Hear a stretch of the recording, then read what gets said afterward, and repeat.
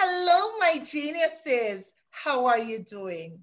I hope that you are doing well. With me for the power of education today, I have the first ever PhD holder on my program, and I am so excited to have her. My geniuses, she is the definition of success. She has done it all. She has achieved the highest rank of education that one individual can have, and that is a PhD. And my geniuses, she was born in Jamaica. Now she is living in America. With me, I have the beautiful, the talent, the vibrant, the bubbly, my friend, Dr. Camille James. Dr. James, how are you? It's so good to have you on my program. Welcome. I am doing well. Thank you so much. That introduction had me just blushing. But Dr. James, it is true. I am going to Thank call you you. Camille because I know you don't mind. I don't mind. Oh my gosh, I am in such awe. It is my pleasure, my friend, to have you on my program. My geniuses, I know, are going to be so appreciative of you being here. Thank you. Dr. James, oh, it feels so It good. sounds good. My geniuses, Camille did it, and you can too. It is not through her having a lot of money. It is because she believes in the power of education. And that is why she is where she is today. So, Camille, talk to me about your early years in school. What is your first memory going to school? My first memory going to school was when I went to a basic school in Jamaica, as we call it. And it's Miss Chin Basic School. And ever since I was young, I loved math. And I remember my teacher, I can remember now as clear as day, that she understood that, students at that time, I thought she was a pioneer in the field, because at that time she realized that even though you're in basic school, if you have the aptitude towards a certain subject, that she would push you. And so she gave me that foundation and created that strong foundation for math. I remember then going to St. John's Primary School in Wow. Spanish Town. And I remember I was young. I was young for my grade. And my father, my mom took me to the school, and they wouldn't take me because they said that I was young. My father should my mom should take me back the next year. And my father, because I grew up very poor, extremely poor. although even when we were growing up, my sisters and I and my brother, we said we didn't know that we were poor, because within our household we were happy. Yes. And so my father put me on his bicycle and rode me down to St. John's Primary, and told the principal at the time, Mrs. Allen, said, you have to take her, because what am I going to do with her? They Yes. graduate her from basic school. We cannot keep her at home. And so you have to take her.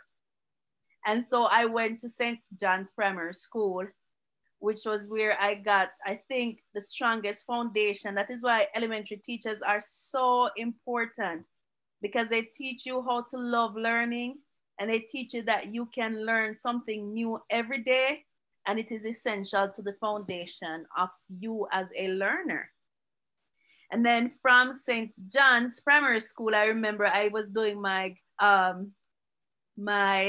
common entrance at that time, Yes. or entrance test to get into high school. And I did mine in fifth grade. Wow, smart. So yes, so at that time, I remember there was some controversy in the island about the students' passes, and there are a lot of things going on at the time. And my sister, who is now the assistant principal at St. Jago High School, Go, Jago. yes, she was going to St. Jago as a student. And so my parents wanted me to go to St. Jago. My primary school principal, she had a niece at the Queen School And she Okay. wanted me to go to the Queen School. But when I chose my school, because I wanted somewhere near to home, and I wanted to be with my sister. So when I picked my choices, my parents and I, we did St. Jago first, then St. Catherine High School, and then Queens was like our third choice. Yes. And those days, the results came out in the papers. And I was one of those students who would cry if I didn't get 100% on something. I would go, my mom would say, you're going to give yourself high blood pressure. But I believe from a very early age that I grew up very poor. We grew up like in abject poverty. You Wow. know, there are many people in my community in Spanish Town who they haven't made it out of the community. It was a community that was torn by violence, and have lost friends to gun violence and to other ailments like AIDS and so on. Oh, But our wow. parents would always instill in us the value of a sound education. Two things they put in our minds: having a sound education and saving your money. Yes. My dad would say, if you make a dollar, do not spend more than 50 cents, and you should take out what you need to save first Yes. before you start doing any spending. And those values have stayed with me throughout my life. So back to the common entrance. So I did my common entrance in fifth grade, Yes. and my oldest, one of my second sister, she bought the papers. That time the results came out with your name and your school in the papers. A lot of Proud people moment. don't know that. And so they came home and they all took the papers, and everybody was looking under St. Jago, because St. Jago was my first choice and I wanted to go, and then they look under St. Catherine High School, and my name wasn't there. And that Friday evening, we were all devastated. We were all devastated. I was crying. And then my sister said, Camille, you can always do it in sixth grade. And I was so mad. I don't want to do it in sixth grade. I want to do it, I was mad. And then my oldest sister said, let's look in under others. Let's go through the entire paper. Yes. Because they couldn't believe, because I told you I was one of those grade sharks. Yes. And so they couldn't believe. And so they looked under it, and there they saw my name under the Queen's School. And it was like the biggest excitement within the community, because Yes. there's no one. I was the first. I don't know if anyone else in that community has gone to the Queen's School. Wow. Which is an affluent school, all girls school in Kingston. I was I like, know they wear pure white, and you think that they're close to Jesus. yep. And the standard in those days, I don't know about now, but I'm telling you, once you mentioned the queens back then, it was like you were royalty. Yep. And I tell people, a lot of people using the to, kind of make a school look more prominent and significant than it is. But Yes. the only school in Jamaica that has that the is the Queen School, and it's based on the heritage, based on the history of why it was named that. Because Queen Victoria visited Jamaica, and at that time it was like a hotel, and Yeah. that's where she stayed. And then they call it the Queen's Hotel, and then it was transferred now to the Queen's School. And so I went there, and that's where I had great teachers too. And then I graduated, and I said I was going into medical school. First I wanted to be a nurse. Teaching was never, ever, ever my choice. And I wanted to be a nurse. I went to the Kingston School of Nursing. They said I was too young, because remember, I was already young going into primary school. Then I didn't do sixth grade. I went straight from fifth grade to seventh grade. Yes. And so I was too young, and I was devastated. And my sister said to me, because she was going to cast at the time, now it's UTech, and she said to me, try teaching. And I'm like, no, I don't want to do teaching, no. And I went into teaching with much trepidations. I was like, this is going to be a stepping stone for me, because as I told you, we grew up very poor. My sister and I, when we were going to college, we would raise animals. Yes. Tell me So about that. so my sister and I, the two of us are the two last ones, and our Dr. James, it's hard to picture you pulling a goat or tying out a pig or feeding the pig and those chickens. So tell me about it. oh, definitely. So my sister and our parents, I told you we're poor, and they couldn't afford to send us to college with, by paying the tuition fully. But my father was also a proud man Yes. who didn't want us to take loans to go to college. So I remember my sister's first tuition, my aunt in England helped her. Yes. And my first tuition, God rest her soul, my godmother helped me because they Yes. were so excited I was going to Shortwood Teachers College. Yes. And so my godmother helped me. And then my sister said, and I said, okay, we have our tuition. How are we gonna make it? Because we can't, we were not, it was just the bare tuition, like nothing for boarding or anything. And so we decided that we were gonna raise chicken. Cluck, cluck, cluck, cluck. And The power so, of education, guys. If you want it bad enough, you yes. can get it. Talk to me, Dr. James. Continue. And so we invested, we bought 12 chickens, white chickens, and my brother helped us to make up a chicken coop. We make up the chicken coop. Now I was the scaredy cat because we did everything, we didn't have any money to help other people to help us, but we would like clean the coop, change the sawdust, everything. Yes. And so my sister, she would kill the chickens What and is I would pick them. I didn't want to kill the chickens at all. And yes. then my older sister, who was no longer at home, she had, moved into her own place. She would get the market for us. And so she would take them to her job and ask people and sell them, and we make our money and we save up our money. And then by our second year, we were paying our tuition, and we decided that we are gonna go big and move away from chickens. And then we started having a few little goats, and we actually sold animals Yes. because Big our thing was business. that we were gonna make it out of the ghetto. Yes. Sister and I, they would call us the dreamers because we were in the same room. And when they thought that we were sleeping, we would stay up for hours. The lights are off, but we would stay up for hours and just make plans. And I would say, Karine, when we get bigger, we're gonna have this and that. And she would say, Camille, yes, we're gonna go to university and we're gonna have our own house. And and we were just there, just dreaming this big, this dream that we never knew would come to fruition.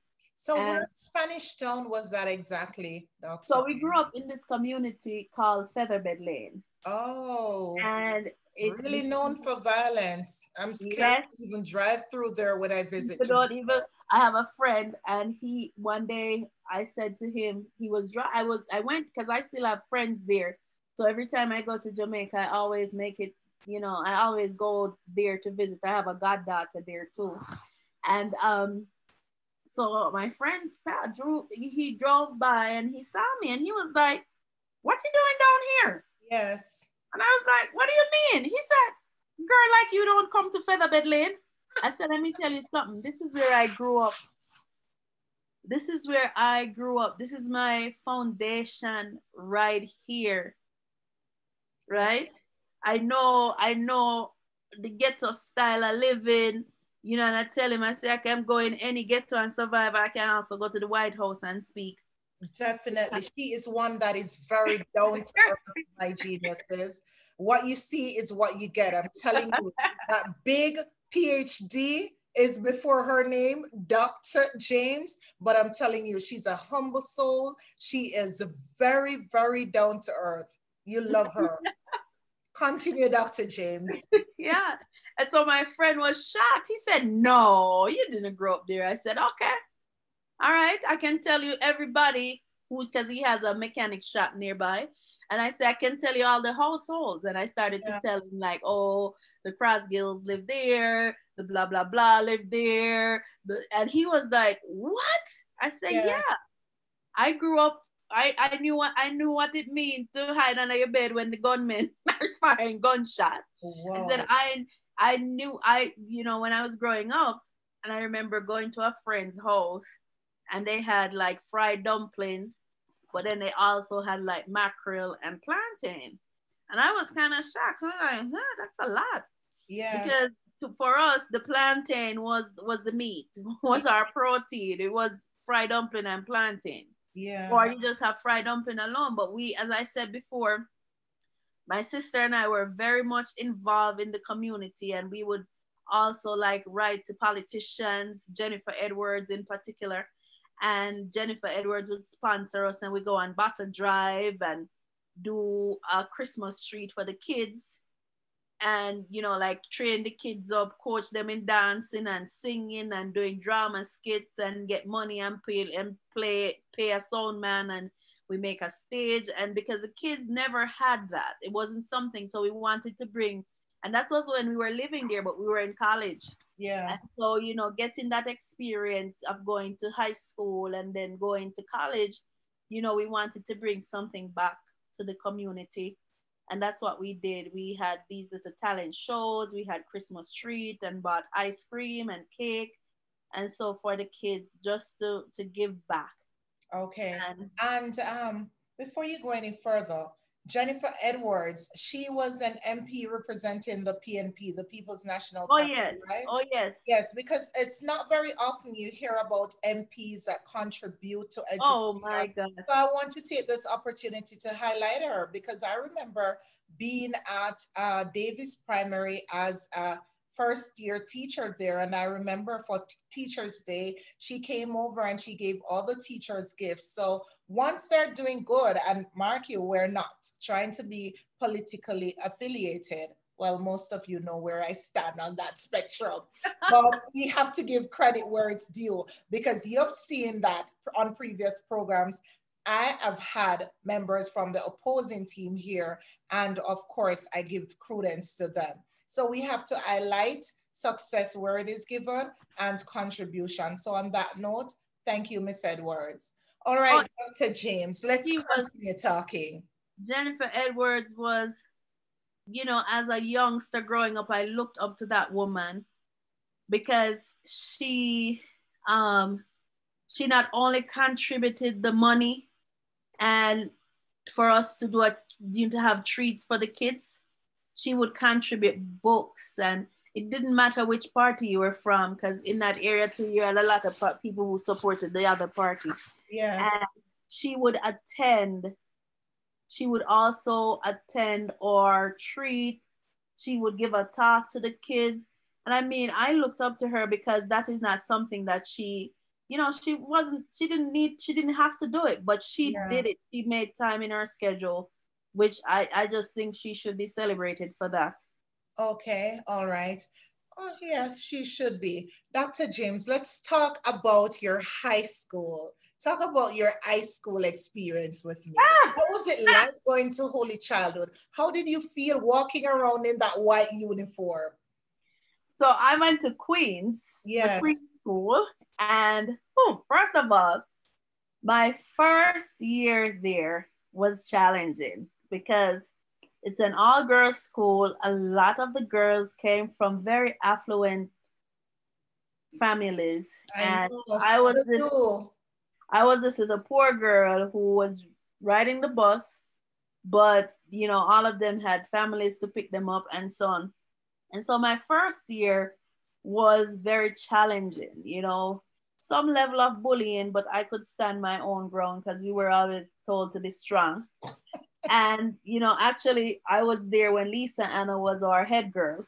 Wow. Was, yeah, Lisa Hannah was so sweet. Yeah. Like, she would look out for the girls who, felt that, they couldn't fit in, like myself.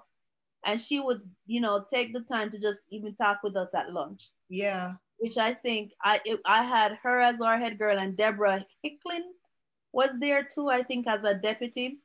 And they made it more of a community. Going to Queens, it was totally different from my from my schema of thing, like wrapping your mind around it. Like I had to do swimming. Yes. So we had to learn to swim and, different other sports like hockey and so on, but being such a traditional school, it was challenging. And then I started to excel academically. And I think also excelling academically is what drew friends closer, drew people closer. They were like, oh, this little, and a lot of the girls kind of troubled me too because I was so dark. Yes. And don't they know that black is beautiful? Yes, I was dark, and believe you me, guys, I was real skinny. I'm not skinny now. And so they had all kind of names for me, but I didn't let it affect me. I focused in, I narrowed in. I had a teacher, math teacher, Miss McDonald, who she could pass for my mother because she was also very dark and skinny. And she would say, Camille, don't let them get to you. Yes. And I remember in my first year, I was awarded the top 7th grader because they have like, they have this, they have like awards. So I got the top award for achievement for 7th grade. And then I got it for second form. And then I got it throughout. Wow. And so that was like, that was big for me. And then a lot of the girls now, said, oh, Camille James, blah, blah, blah. There was some level of jealousy. Yeah. Because I remember one girl, she was very jealous. And she was like, why do you always have to get it every year? I said, because I work hard, and yes. knowing that I came out of poverty. Yeah, poverty, violence. So I see nowadays that a lot of students use poverty as an excuse not to do well. And in my days, we use poverty as the driver to do well. So because you're poor, education is the only thing that you have that no one can take away from you. Tell them, Dr. James. So if you invest in your education and you are focused and you gain a strong education, there's absolutely no one in the world that can rid you of that.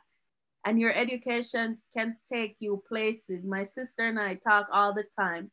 And we say, look at us grow up in Featherbed Lane. Yes. Like when they say that Jesus Christ came from Nazareth and they said nothing good can come from Nazareth. Yes. That's how people used to talk about Featherbed Lane. Nothing good can come from Featherbed Lane. Because it's so close to St. John's Road, isn't it? Yeah, like and Globe Lanes. Yeah. Mm-hmm.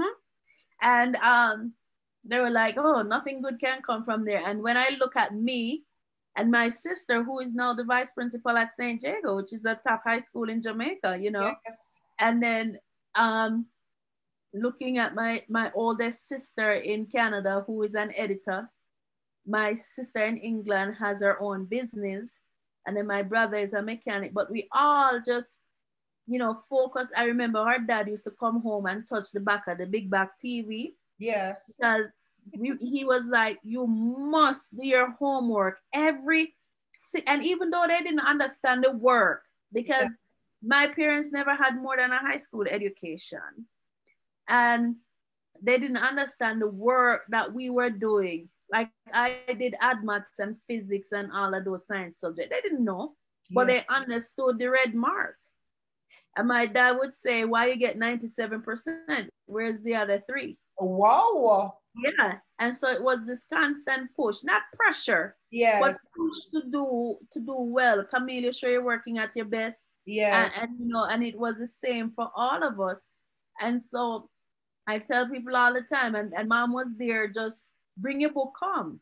Yeah. Let me see what the teacher say in your book. Yeah. And even though, and at that time, we didn't even think that, okay, they don't know the content or the concept that we were studying. Yeah. But we were like, let's bring the book and we better have it right. And we better make sure that all assignments are completed, because that was what we needed to elevate us from out of the poverty that we obviously lived in. And I tell people all the time, we go to my brother went to trade school, but like my sister and I, who was the vice principal, we went to college. She went to UTech, and I went to Shortwood, and then we went to the University of the West Indies together. We did our bachelor's there together. And so you got a diploma at Shortwood in teaching, right? Is it yes, math? Because I know you specialize in math and you did so it's far. math and science. Oh, math and science. You go, genius. She couldn't. All right. So math and science. What did you pursue at UA? What did you get? So in UA, because I love politics. Okay. You know that. Yes, I do. We talk about politics all the time. And luckily we're not opposing each other. So no. Politics is I think more than teaching, it may be my first love. My mother I was definitely following in, Jennifer Edwards around, but then my mom was kind of scared because remember back in those days, elections were very violent. Yes. And so I was adamant I'm going into politics full time. So I did my bachelor's in public administration. I did a double major, public administration and international relations, because I was bent on going into politics. But then, change of thought, change of mind, and then the opportunity came for me to come to the US also. And I was before that opportunity came, which school were you teaching at? I was gonna tell it too. So I went, and after I did my bachelor's, then I'm like, okay, let me give up on the politics dream, which I'm not totally giving up on yet. Don't give up. You're so young. So I did my master's at UWI also in educational administration. So I've taught at a few schools. The thing that my genius is, she could be a principal at any school in Jamaica. Yes. That's a big accolade as well. Talk to me. So you taught where? So my first job after leaving college was at St. Jago High School, and I taught math and science. Wow, family tradition, because your family tradition. Right there, and she went to school there. That's cute. I like that. Yeah. She's never left there. I told her, I said, you've never left. Yeah. She was a student. My sister was a student there from 1st to 6th form. And then she did her practice teaching there. Then she went on to teach. Now she's the vice principal or assistant principal. So after that, then I went and I taught at Uarton High School. Okay. And that's where I taught the most science. And then I left Uarton and I went to Ascot High School. That's in Portmore, right? In Portmore. And then the opportunity came. And while I was at Ascot High School, I actually did 3 jobs. Oh, and that's where I knew you from, because you became friends with my friend at that time, Sharian. Yes, big up yourself. Because of you, I have Dr. James on my program now. Yes, I remember we were so close, and she would come home and talk all good things about you. And I felt my girl. I actually knew you before I met you. And she was teaching at Ascot. Yeah. So while I was at Ascot, I actually did 4 jobs. So it was Ascot. And then I did a part-time job at Portmore Community College. Okay. The whole old Alba campus as the teacher who I taught research methods. And then I worked at the Registrar General. They had some of their workers, they had to go under contract, and so, but a lot of them didn't have like CXC math. Yes. And so I taught CXC math over at RGD, Registrar General of Jamaica. And then I also for years was a marker CXC examiner. So for years I was. Yes. I remember even while you were here, you were still marking, because when I was marking, you would be marking math and I would be marking English A story. Yes. And I remember talking to you about it, and I'm wondering, how can you be in America and still be marking? I think in the earlier years, you would even come down and mark before they started doing it completely online. Yeah, I did. Okay, see? She's my friend for real, guys. I'm not making it up because she's famous and because she's highly educated. She's my friend for real. Yes, I encouraged her to come to America when she was like, I don't know. I said to her, come. You know what? She was the one that sent me that link for me to fill out the application, and I gave it to over 50 people. So we are responsible for all those teachers being here now, which is not good because that's brain drain on Jamaica. But guys, Jamaica, you need to pay your teachers better, seriously, Yeah, you need because to the good treat the ones teachers are better. leaving. But yes, I have to give credit to Camille right here. If it weren't for her, I would still be in Jamaica. So I thank told you, you, come, why? Dr. James. I said you're gonna love it, and the kids are gonna love you because of your personality. They You are did going tell to me that. love you. So yeah, so after I left Ascot, I came on the VIF program to North Carolina. And after staying in North Carolina for 5 years in Charlotte, I decided I wanted to stay in the US. So I tried to find ways to stay in the US. You know, growing up poor, you become very resourceful, you know. You Yes, really become resourceful. And I started, a friend of mine said, you know, let's do the praxis exam. We did that. We were setting up ourselves to stay. And then I got I have to tell you about the why I'm in Colorado. tell me. So at the time when I was looking for jobs, I had, you know, my own thought. I wanted to go to Georgia or to New York or to South Carolina Yes, South because Carolina. South Carolina is Oh, so Dr. close. James. I know, I was looking at the proximity. Okay. And so I went on a signed up with this agency, and then I actually did the interviews in New York. So the night before, so I had a list of schools, you know, and I had prepared, you know, did my research on the schools, and I was ready, you know, schools from all over America. And then the night before the interview, the school in Colorado added to the list, because there's a list of schools that they're like, you're interviewing with blah blah blah, and you have the different times and so on. So it was like speed dating. The interview is Yes. like a speed date thing.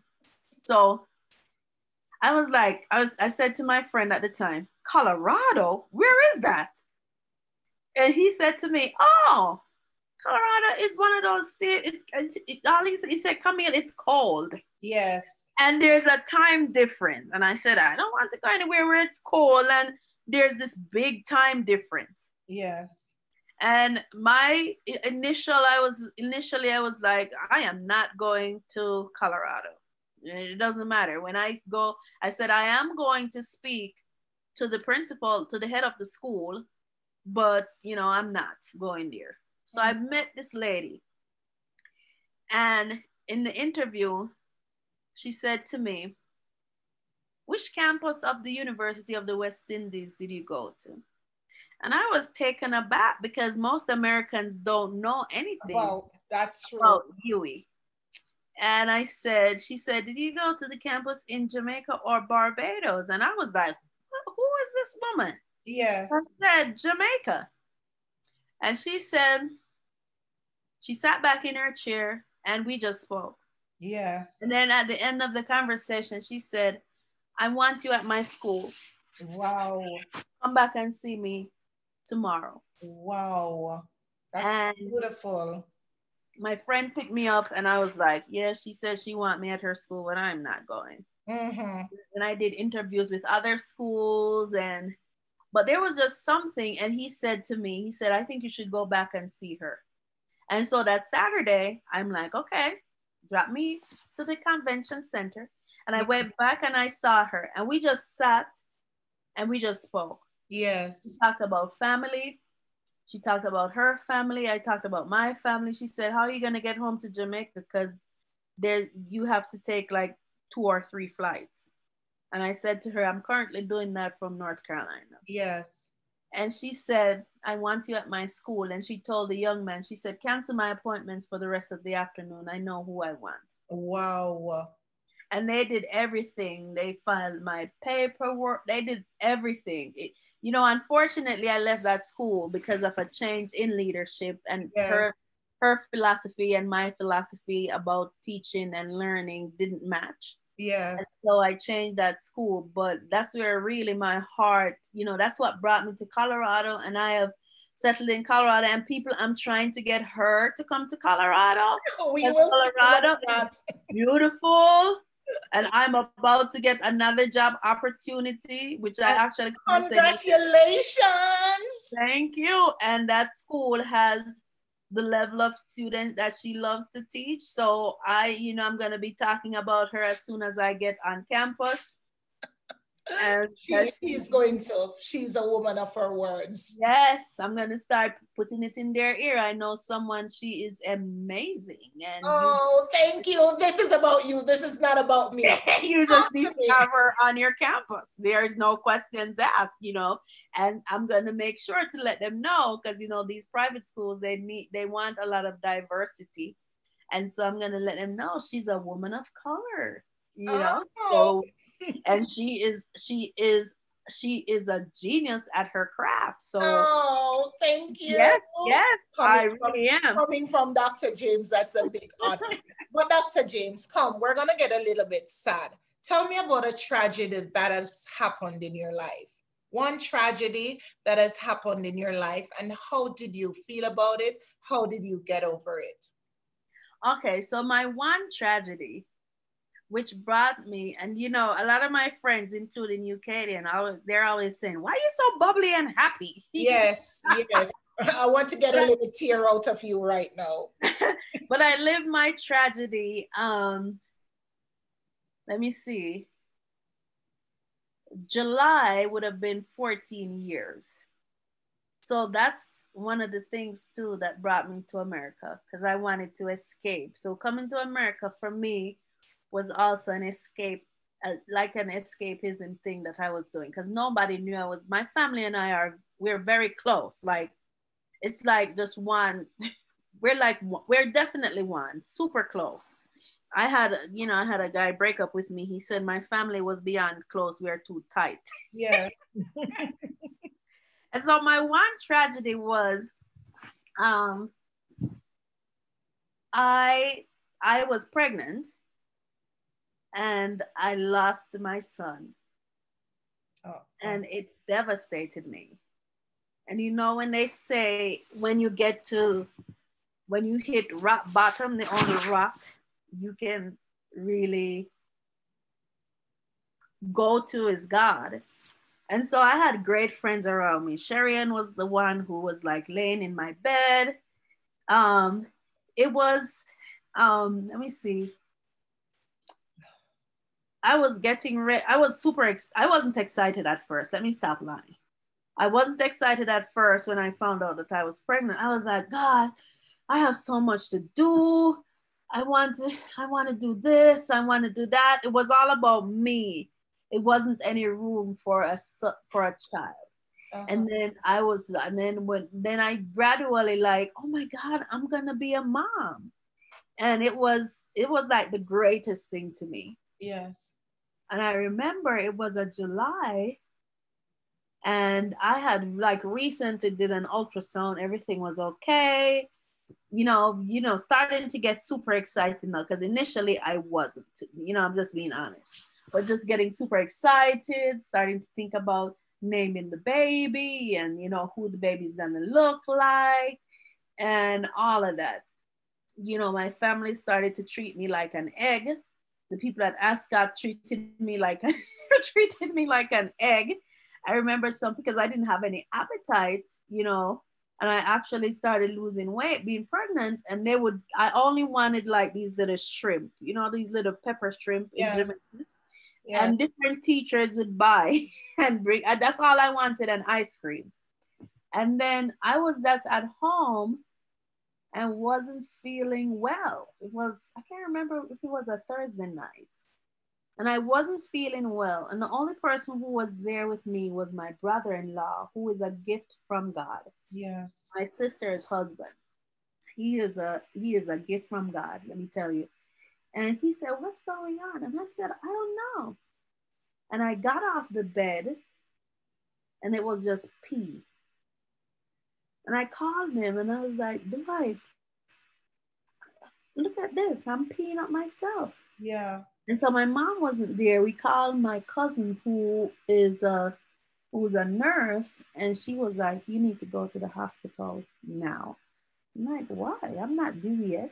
Yes. And she was like, you need to go to the hospital now. So I said, okay, let me go into the bathroom. And I went into the bathroom and the baby came out Oh no. at home in the toilet. Oh no. And um, my brother in law, he was like, what should we do? He called my cousin again. She said, take her to the hospital now. Yeah. And so I called the person who I was pregnant for. He wasn't far, so he came. We went to the hospital. But my brother-in-law, like the baby fell into the toilet, and my cousin directed him about how to cut the umbilical. This is my brother-in-law, though, he by the way. And he said, what should he do? The fetus was there, everything. And I didn't feel any pain. Yeah. I didn't push nothing. It was zero pain. Yes. It was almost like the baby aborted himself. Mm-hmm. And my brother-in-law put gloves on, put the baby in up because I couldn't do anything. Yeah. I couldn't even, I didn't think it was reality at the time. Yeah. Because all the time my brother-in-law was doing that, taking everything out of the toilet. This is my brother-in-law. That's why I love him like a brother. And putting the baby, because my cousin said put the baby and everything that came out of her in a bag, take it to the hospital. And all the time when he was doing that, I was like in this different kind of fog. I'm like, okay, I'm gonna pack my bag. Let me change my clothes and blah blah blah blah blah. And everyone was like, why is she so calm? Yeah. I didn't know how to, I wasn't calm, I was just numb. So the baby was born dead? Yeah. And so we went to the hospital and I got treatment, Spanish Town Hospital. And then, a lot of the people they see at Spanish Town Hospital are not the best, and I think they kind of treat everybody as if you are some streggy, as we Yeah. say in Jamaica, some Yeah. person who's less than. And so, they gave me, I was there, didn't cry, didn't cry. It was like, it was surreal, didn't cry. And then they took me and did the DNC without anesthetic. And the doctor said to me at the time, do you think that we give everybody anesthetic? Oh no. How And I rude. felt every pain. And it So was, wasn't that a lot of pain? oh, yes. And it was after that that I cried. Like everything just came. And I Yeah. was going to leave the hospital the next day. And I was just crying and bawling. And at that time, they were stealing babies in Jamaica. Yes. And so I had to like call the morgue, arrange everything. So I actually had to have a funeral, which caused me to break down. And that was the lowest point. And that's why a lot of things don't get me down, Yeah. because I don't think I can ever get lower than that. But I had a lot of support. I had a lot of support from my friends, from my family. Like friends wouldn't leave me. They wouldn't let me be. They were just rotated in and out, in and out. And that support got me back on my feet. And the thing is, I haven't tried to, I think it has scarred me in a little bit of way, but probably a lot. Because even though I love children, like I'm the favorite aunt for all my nieces and my nephew. Yeah. And, they will call and tell me anything. But it's like I'm afraid to walk that road again. Oh no, I do Yeah. understand, which is such a sad situation because I know guys we're looking at the power of education, but I am educating you on these aspects of life as well. Yeah, So, there are things that will try to, and people who will in life try to knock you off your feet, like in the middle of your happiness and in the middle of you and your success. There are things that will just like throw like a curveball at you, but you have to have that strength, and the strength comes from an upper being, um to just not give up. Yeah. Don't, my thing is, don't ever throw in the towel. Just get back up, because when you get back up, you get back up stronger, you get back up more determined. And things in life may not be what you wanted, but always remember that every day you wake up is because you have a purpose to serve. And the purpose that God has for you, it's not fulfilled until your day of passing. So just know that you are a purposeful being on this earth, and try to find whatever your purpose is, because probably God didn't want me to have a child. I was after I'd lost the child, and then one day I was driving on the road, and I don't often do this, but this lady was walking and she was looking very disheveled and really like she was in tears and sad and stuff. And I gave her a ride. I picked her up in the scheme, in whole lot of scheme too. And she was talking, and she said she was very thankful. She said she was going to the hospital because she had a child and she was bleeding and whatever, and the baby was, she kind of fought it, and the baby was born, and now the baby has all kinds of sickness. Yeah. Yeah. And after I dropped her off, I said, thank you, God, because you know what I can bear. Yes. And you know, my cousin was telling me that usually when a child aborts itself is because there's something developmentally wrong with the Yeah. child. Yes. And though I had mourned the loss of a child, um, I don't know what could have happened. And this lady was saying she did all this thing, and now the child is like almost brain dead, has cerebral palsy, and she just looked like she was just walking in and looking in space. Like she didn't have the money. At that time, they used to pay for healthcare, and she didn't have the money, and it was just hard on her. And she said it put a strain on her relationship. And I was like, God knows best. That's when I realized that probably it was really a blessing, Yeah. because yeah, because you never know. You just never know. Okay. So what motivates you, Dr. James? That is so sad. I don't even know how to recover from that. You are so strong that I really can't let this get to us. And as you said, you rightfully said, God knows best. So let Yeah, let us move on. Let us try to move on, because I know some things just you can't get over. They yeah. say that time heals all wounds, but trust me, some things just can't be healed. And I think this would be one situation. However, Oh, what motivates you? there are a lot of things that motivates me.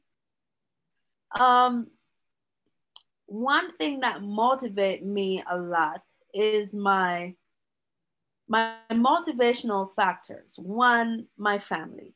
Yes. My family, they're my cheerleaders, and I'm motivated by how they've never given up on me. I'm the last of five children, and the last, we are the roots, we're the ones who give the most trouble, and so on. So I am motivated. My external motivation comes from my family. I also have friends who keep pushing me, and I'm motivated by that to work hard. I Oh, am motivated. And to be honest, I didn't even know, I didn't want to be a teacher. This is my 23rd year teaching. I am motivated by my students. oh, so beautiful. So, Dr. James, at which university where did you get your PhD? Where So did I you did my study? PhD with the Walden University, and it was hard. Yes. I know people may say Walden is not comparable to a Stanford or a Yale, but it's the same curriculum. It's just the name that's Yes. different. It was it was a it was hard, but I would encourage everyone to take that road. It's very so the first part of it, the courses were very easy. It was more application, like how would you, because my doctorate is in curriculum instruction and assessment. Okay. So it's primarily like how would you be a teacher who is very innovative, a teacher who, uses a learner centered approach, a teacher who is embracing a growth mindset in which intelligence is not fixed, Yes. but intelligence is something that is changeable. The effort that you put in is what you need to make you successful, and you learn from mistakes and failures. So just learning about those things, very eye opening, a lot of the courses that we did. But then when we got to the study, whew, oh my gosh, it was tough. Yes. It goes through different people, different professors, and then they all have their own changes to make, because unlike math where it's either right or wrong, Yes. this is something that you have to be looking at different aspects of it. So I had a methodologist, and they're like all the components have to be aligned. And so initially I kind of struggled with my study, which is like, what? And this is my first time. I also put this in my studies, that this was my first time studying in the United States, my first time studying online fully. Yes. And so I like online because you kind of self-pace. Yes. But with the whole use of English in America, different from in Jamaica, the British system, um, that was a bit of a challenge. My professor said, "Oh, I could never tell." I Yeah. said, "Yeah, yeah." And so I did the study. You have to defend your study and prove that your study is doctoral level, and defend it to a group of professors, and then they have to give you a pass or a fail based on what you talk about your study and how it's useful in the real world. But I'm telling you, God is good. Yes. That's my study, but it started before COVID, and it was focused on technology and math. Okay. And look, everybody's having to use technology now. I know that is good. So beautiful. What do you do for fun, Dr. Jane? Oh my gosh. What do I do? I don't have much, I don't have a lot of fun, no. But I remember Is there a special person in your life? For all my geniuses looking on and thinking, how do I snatch a doctor? How do I get someone as great as Dr. James? Are you single, or is there someone special in your life? I am single. Oh no, don't tell me that. Don't tell me that you are too great of a person to be single right now. But my geniuses, this is your opportunity. I What know. Reading Unlimited with KDN? Jump in that comment section or find me and let me put a word in for you, okay? Yes. I am, but for fun, oh my gosh. Well, with COVID now, we can't have a lot of fun. But Colorado is such an outdoors place, like going hiking in the mountains, going to the movies. But my greatest fun I have is when I go to Jamaica, because I can get to go all over. Yes. To the beach, hang out with friends, go out to eat and so on. But, COVID it's kind of put a little wrench in our plans, but I love just having fun. I'm a fun loving person. Like people see me and they think, oh my gosh, she's serious, and then oh, she has a doctorate, so she must be like Up. stuck up. I am no, I Oh, can't be. she's not. I got it. She's not. And So so okay, go ahead. yeah, and so just going to I enjoyed, like I told my sister, I said I haven't celebrated yet. I'm waiting to come to Jamaica to actually celebrate my my doctorate because I want real fun. Yes, yes, Yes. it's real fun. I like that. So, who are some people that you would like to take this time to highlight? You're basically sending greetings to all those who influenced your success and made you the person that you are today. I know your parents for sure, your sisters and your brothers. Go ahead and call their names. So first and foremost, and I dedicated my study to my family. Um, but um, there are three people in particular in my family who are my biggest cheerleaders, like unending support. Who is like, when I'm ready to throw in the towel, they're like, Camille, you can do this. Even when I feel like I can't. Yeah. Just a word from them, and that's my mom. My mom's my best friend. Now you're gonna make me cry. Oh, My mom, you want my to. mom, Mrs. Sarah James, she is my girl. That's my best friend right there. My sister Karine, um, she is like my heart. We're like one. We're 4 years apart, but people Yeah. think that we are twins. I remember my neighbor saying to my mom, like, how did you have, because she has twin boys. And Yes. she said to my mom, like, how did you handle your twin girls growing up? And my mom said, they're not twins. Yes. To date, if I go to a store and I buy something for myself and I'm like, oh, this is gonna look good on me, it's gonna look good on her, I buy it for her too. Yes. And then my oldest sister, who is our rock, and my oldest sister has gone through so many tragedies. Yeah. But she is, I told her the other day, I said, God gives his biggest battle to his strongest soldiers. That's true. Because if you think I'm always smiling and laughing, you should meet her. Her name is Marie, and she lives in Canada. And she's been through a ton, but you could never, ever, ever tell, and she always, it doesn't matter what she is going through, she always has the time to listen to you. So she, it's like a mother figure. My brother, Dave, very supportive. He's like, sis, I'm praying for you. Yes. I left private school, I went into public school, and it was like, I'm not used to it, to be Yeah. honest. And my brother said to me the other day, I'm praying for you to get into a private school. And actually, today I was offered a private school position. Congratulations. And see where she is, my genius. She could have been out celebrating or doing something else or even in bed relaxing, but she chose to be with you to let you know the importance of education, to let you know how powerful education is, to motivate and inspire, but not only that, also to entertain you, my geniuses. Yes. And my dad, of course, for my dad, education is, and it's so funny. My sister in England, I remember like when she was living in Kingston and we were going to college, and sometimes we would stay with her and then go home on the weekend because it was cheaper.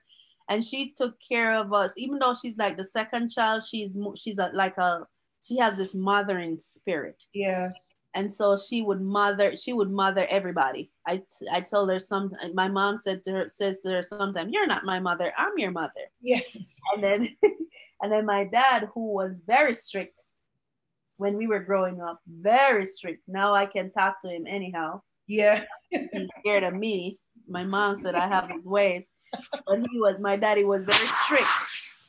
And, he taught us the value of having an education, Yes. working hard, I'm and saying. saving your money. So just like my immediate family, um, they've been my rock. That's what I can say. They have been whenever I needed them, because I live here alone in Colorado, but I never feel alone. Yes. You know?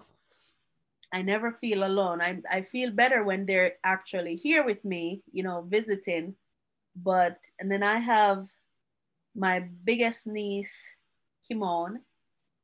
She's also like, we are 7 years apart. Yes. So we are like sisters. She helps me with a lot of my financial decisions because she is so financially savvy. I'm like, girl, she bought her house in Canada when she was like 22. Wow. Beautiful. And she, good job, nice, finished school. She's just like, she's serious about, and she's single too, I guess. I don't know. But I heard last week my guest said, Roche, she said to me, overachievers are seldomly happy. And now it yeah. seems as if it's something that I have to look into because here you are with all this qualification, being the total package and single. And single. We get our happiness from other places. And then my favorite, I'm not gonna say favorite because they're all my favorites because they may watch this. My niece Ariana, that's Kareen's daughter. I told Kareen, like, you and Dwight had my child. Yes. Because she looks exactly like me. Uh-huh. Exact, the same fit, everything. And she also has my personality because they are real quiet. My Yes. sister and her husband, real reserved and quiet. But my niece has this outgoing kind of bubbly personality, like, I do. And then my other niece, who is on the autism spectrum, who is just like my heartbeat. Oh. And that's Janae. And she is so funny. She lives in Canada too. That's my sister Marie's daughter. And she has her struggles, but she's in college. And I am like, I was talking to my mom about her this morning, like, that girl has autism and she works like,